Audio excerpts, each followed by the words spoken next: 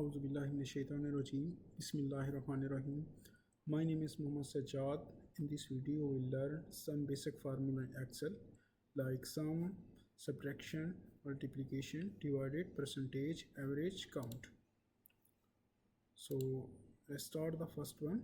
Three easy ways of sum formula. The sum function. First, sum function with formula. Second, sum function without formula.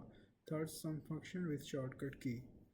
So start first one, sum function with formula. Now I use the keyboard equal to sum bracket start January 1st set of sums shift arrow down bracket close enter. You can see the total has been done. Again drag the three cells. The first method, sum function with formula. Second, sum function without formula. Now I control Z. Now I stack the table. Go to the AutoSum.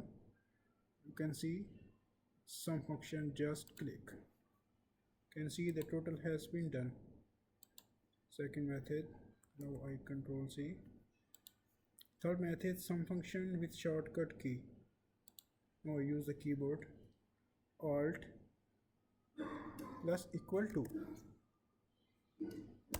enter. You can see the total has been done. Again drag the three cells.